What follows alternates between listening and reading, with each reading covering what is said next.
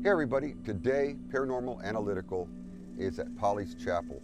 Polly's Chapel was built in 1880 by Policarpio Rodriguez. He had a following of about 120 people at that time. The chapel that you see behind me was built by hand by all the stones which are in the river not too far from this location. Jose Policarpio Rodriguez, also known as Polly, is buried not too far from here in a cemetery just down the road. Now the reports of the hauntings that take place over here go way back. We're going to try some new equipment out here just to see how it's going to work and to see if we pick up anything interesting. We want to make sure that this whole area is going to be clear.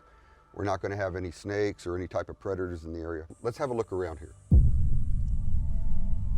As you can see, the inside of Polly's Chapel really isn't that big. A lot of people have started their lives together here in Polly's Chapel, and a lot of people have also had funerals here at Polly's Chapel as well. You can almost feel each emotion as it was taking place as you walk through the aisle here and you see the pew. Tonight, we may be able to capture some of these spirits which may continue to walk this hallway. What's up, guys? What's up? Y'all ready to do this? Yes, sir. All right, sweet. Well, we already kind of did a walk around real quick through here. Everything looks pretty cool. Not a whole lot of ambient noise around, so the investigation should go really well. I think what we're gonna do before we do anything, Christine, probably going to want to run you through first and see what you pick up. See if there's any stronger areas than others where we should set up equipment. So you kind of, go feel around a little bit and see what you pick up on, and then we'll go from there as far as what equipment we're going to set up in there first. Okay. All right, Philip, go ahead and use the millimeter when we go in there and see if you're going to pick up anything. Alex, you're going to be on your ghost box, right? Which one do you have? The what? SB7. SB7? Okay. Sal, going to have you just on regular digital recorder. Christine, you know what you're going to be doing with your abilities? Yep. Okay, and Renee, you've got all the good test equipment that we're going to be going over, so let's see what all you're able to get set up. Okay. First things first, let's get all the equipment, put it off to the side, get everything set up. Christine, need to get you ready and get you inside so that we can see what's going to happen with that. Okay, I want good readings, what best you can. Since we've only got one shot at this tonight, let's knock it out. All right.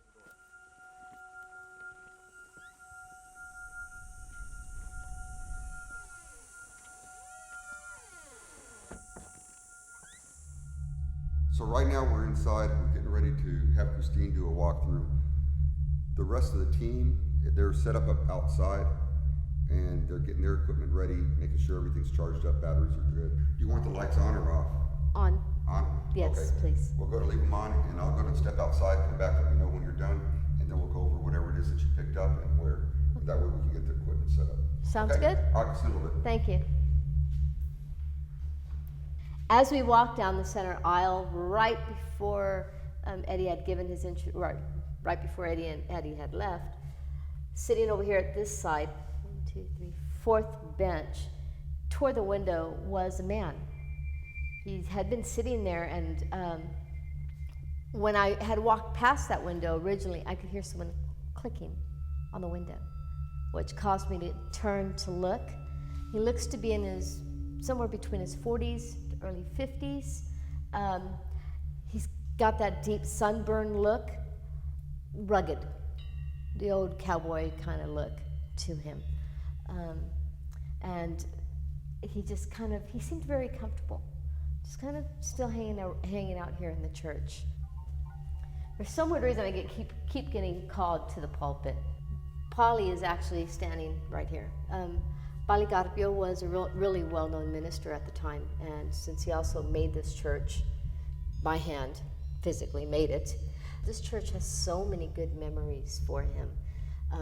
He's talking to me about whitewashing the walls, doing that plaster type whitewash walls. So it brings back all these wonderful memories to him. And then he would walk out down here, take his step down to be closer to his congregation or his followers. And he said the reason he did that is because he didn't want them to feel that he felt that he was above them. He never felt like he was above them or better than them. The loud booming voice of a singer, and that's not him. That's someone over here. I can hear her. It's actually a woman. I think that she's married to a pianist. That piano. That piano likes to play itself a lot. It's the back piano. That's where you're going to hear the music from if it plays. The person that plays it's very temperamental, and people are scared of him. That's about it. That's about all that I feel here in the actual building itself. So we're going to go and let Eddie come on in. Actually, no, you didn't know, did you? What? Baligadpio is my great-great-uncle. That's his picture. Have a good night, Bali.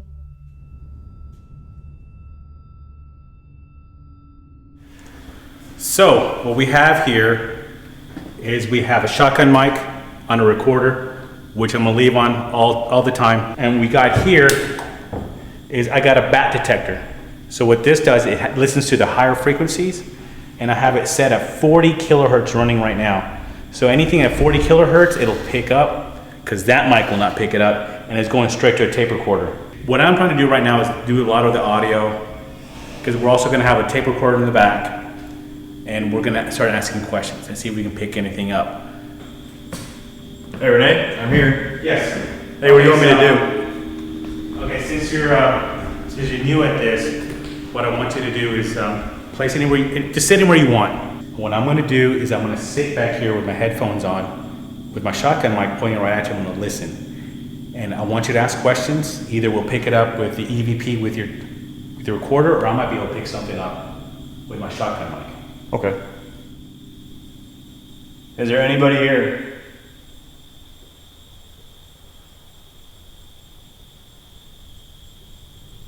Can you say something? I heard a Can you tap on that window? Was that you? Could that be in the door? No, it came from that back corner. We could, for some reason, I have no idea why, for some reason, when we play them back, we're able to hear it. So what you can try to do is stop the tape recorder and put it to your ears and play it. And I want you to see if you hear anything. Okay. I can find the volume on this thing.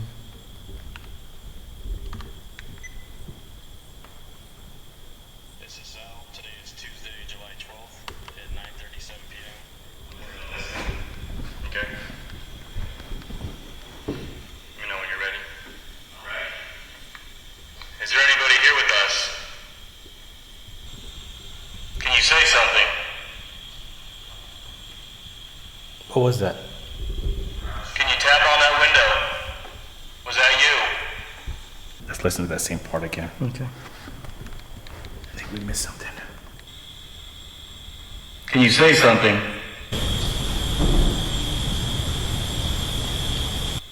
Can you tap on that window? Was that you? I think I heard that tap in there. Can you say something? Can you say something? You know, I did hear something when we were playing this back. I heard another tapping on the window. I wonder if there's a tree branch hitting it, or maybe some animal. I'm not sure what's going on. What we want to do when we do investigations is we want to debunk as much as we can, because a lot of it's just ordinary stuff. So we want to debunk everything we can, because we go over the evidence and we say, hey, we heard a ghost move the window, and I know it's the wind. Okay. One of our main goals is to say that is just bad evidence. We don't want to present any evidence other than what we really think is just out of the ordinary. Is there something you want to tell us? We're just trying to communicate with you. What is your name? What did you say? I don't know. Are you trying to tell us your name? What is your name? What is your name? What is your name?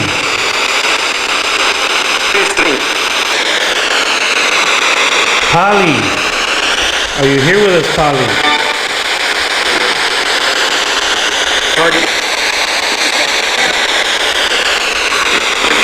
Is that you, Polly?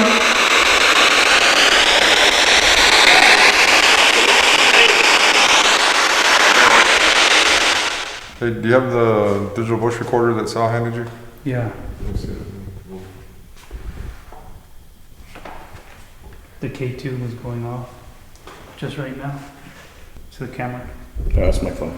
Okay. So if I have my phone here and just Oh, show yeah. you what happens is, Yeah. if I turn the phone on, Mm-hmm. that starts going off. So I put it away. All right. This is Philip and Alex. We're at Polly's Chapel. We'll be doing a little EVP session here, maybe a SP7 voice box session. We'd like to get your story out, whether you're Polly or you're somebody else. I'd like to bring some closure to some family or anybody that's involved with this beautiful structure you have here. Is that you making a knocking sound over there? Can you do it again?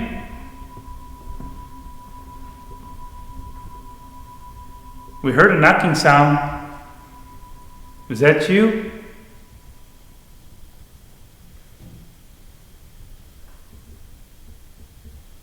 I heard something over there. If that's you, can you make that sound again just to verify that it's you?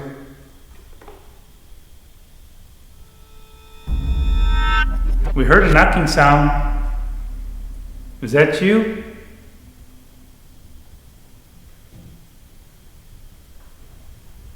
We heard a knocking sound. Is that you? Sounded like you were sitting down on one of the pews. All we want to do is communicate. You can make that knocking sound. I just heard that, right? Just got a cold breeze go right by me. I did too. On my neck. Can you touch Alex? Let him know that you're here. Right on my neck right now. Can feel it right on my neck. Like it's just coming right here, standing right here behind me.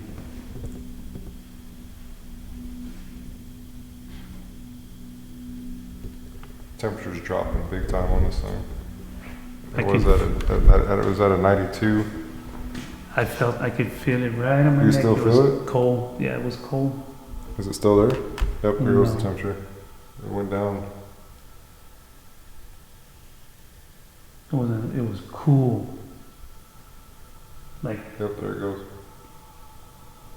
It's at 91 flat right now. No, 91.1.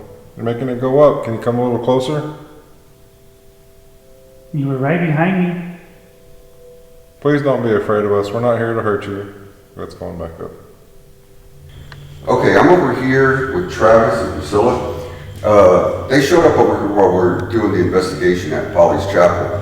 And Travis was telling us about an incident which occurred to him when he pulled up over here a while back. You want to tell us a little bit about what took place? I was with my friend Haley about a month ago, and there was a shed which is over there, and the door was open, and it's never open. It's usually shut or locked, latched tight. And no one really comes out here past 10. It was about 1 o'clock in the morning, and all I know is that I saw like a big black mass, about 5'4", 5'5", shoot across, and then it shot across, and we left immediately. Okay. Is this your first time out here? Yes. And what was your initial impression when you pulled up? Not really an eerie feeling. No, not here. Because I just barely heard the story. I don't really feel anything yet. Okay. All right. Have you had any other experiences out here? The one time at the cemetery, I saw my breath, and that was 2 weeks ago, and it's been hot. It's been really Oh, okay, so 2 weeks ago, 2 weeks ago. he was at the cemetery here that belongs to Polly's Chapel, and actually Polly is buried there in that cemetery as well. And I'm going to tell you right now, Texas weather is hot right now. I mean, it's really hot. It's like an oven. And for you to see your breath when you were over there in that cemetery, I mean, did you feel cold? I mean, was it like a cold feeling? Like the back of my neck, yeah, and then I could just see, and I was like, okay, guys, let's go. So the back of your neck is Yeah, like all my whole, like my back, my neck to like my mid back was cold. Other than that, I mean, my arms were sweating, and I could just see my breath, and it was, I don't know, there's nothing I could explain how I could see my breath in 90-degree weather and the humidity as it is. So let me ask you this: when that happened, what was your thoughts as far as what was happening? I thought there was something there with me. I mean, you hear about it, you can see your breath, you can start feeling cold in the body, like the room temperature will drop when there's something else there. Was there anybody else with you when that happened? My friend, yeah, they live in San Antonio. I mean, did they see your breath also? Yeah, they saw their breath too. Oh, them too? Yeah, and I was like, look, breathe, and they're like, it's creepy. Okay, see, this is the kind of thing we're talking about when entities or spirits just appear. Did you just hear that? Yeah. We're gonna have to walk outside in a minute and kind of check out and see what that is. You hear that? So, like I was saying, when you're in an area that has activity, you just never know what's going to happen. I mean, this is not something you were even expecting. All right, well, I appreciate you sharing your story. Thank you very much. All right, thank you, man. I appreciate it. We were just inside doing an interview with Travis and Priscilla when it sounded like the wind picked up and there was a loud thump or a bang on the side of the chapel itself. Now, initially, I thought that it might have been, one of the trees that are back here in the back. And I just took a walk around the building and nothing's touching the building. I mean, nothing at all is touching the building. So I'm wondering what it could be. So we're going to take a walk back there and we're going to show you exactly what's in the back of this building and show you where these trees are to try and maybe figure out what that noise was. I mean, we really don't know.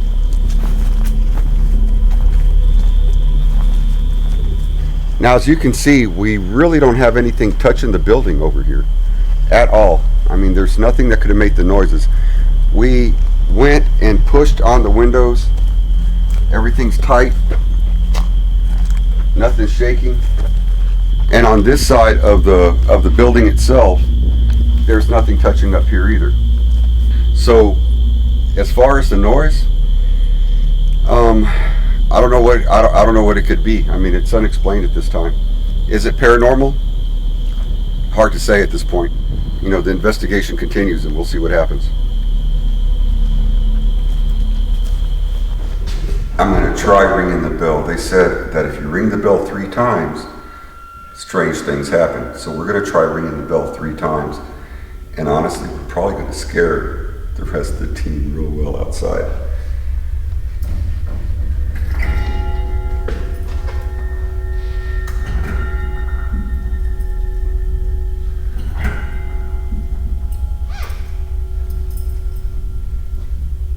There was 3 rings.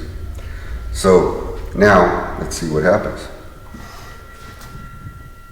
So right now we just ring the bell 3 times, and they said after you ring it 3 times is when strange things take place. Let's take a walk and see what we can come up with. Okay, I'm picking up a hot spot up there. Okay, never mind. That's one of our cameras.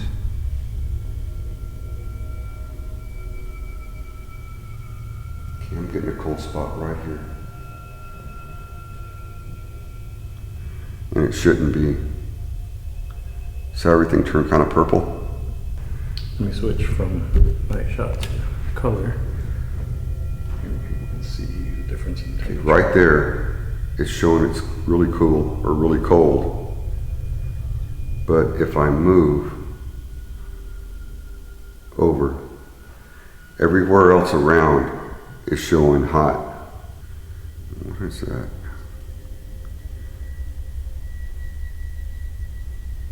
You see that, Mike? Yeah. And then it kind of like spills down. It could just be, and now it just got warm again. It's interesting. Switch back to night shot.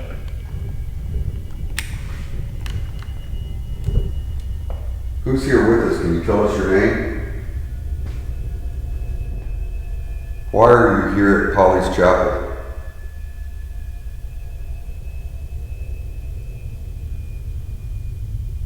Can you tell me my name? We would like to give you one last chance to give us some sort of sign that you're here with us tonight. If you could flash the light on our K2 meter, which is that little electronic device with the green. Did you hear that? There was that huge thump over here again. Now it's on this window. So our team just heard the thump too outside because they lit up with the flashlight over here, trying to see what it was. It wasn't this window. It was back over here to the back. the solid window. There it is again. Ooh. There's somebody out there right now testing it? No. This right here, the inside window, the outside window is intact. But when a strong breeze hits, it goes through and it rattles the inside. So this is what's causing the loud thump over here. So we debunked that. We got that figured out now.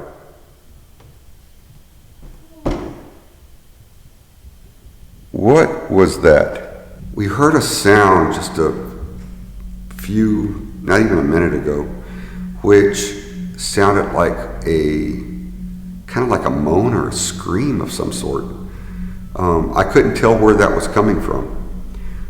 If it was one of our team members, that's groovy, but I can't tell you 100% if that's who it was or not. If it is, it's because they were talking outside, and it may have carried through into the chapel. But we're going to go outside and ask everybody right now and find out.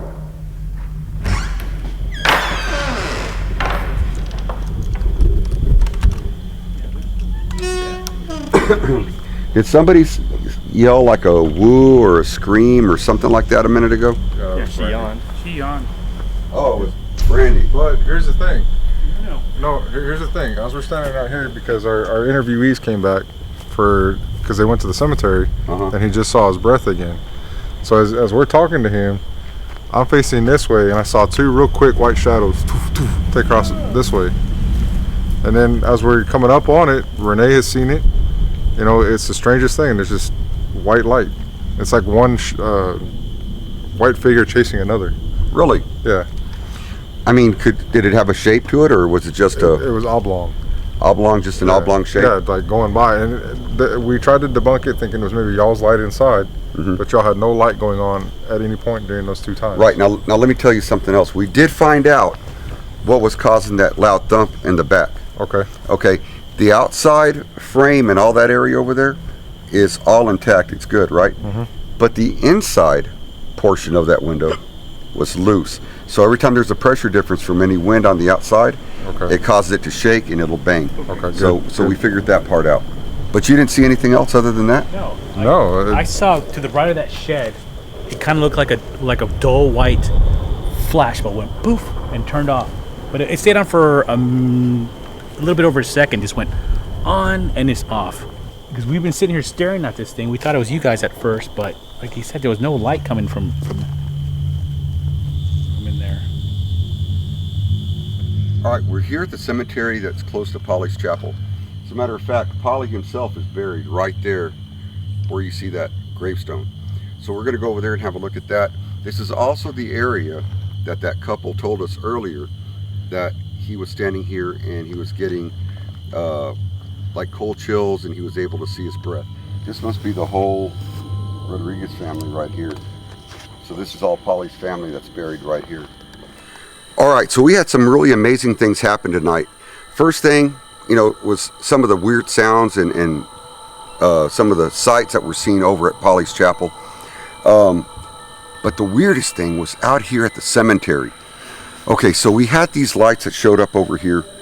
We've been looking around. The whole team has been going all over the place over here, trying to figure out what these lights are in the cemetery closest to Polly's chapel.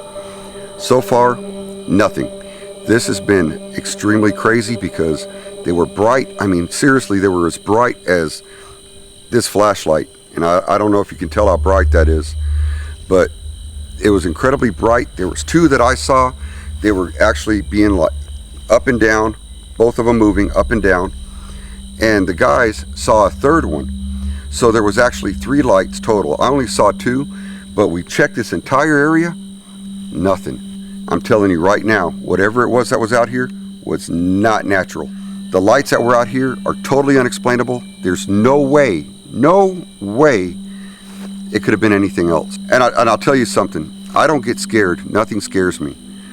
But seeing those lights really excited me. And I mean, when we ran up here as quickly as we could to get to them, they disappeared. It's like they were signaling us to get over here, and then they were gone. This is the type of thing that keeps you going.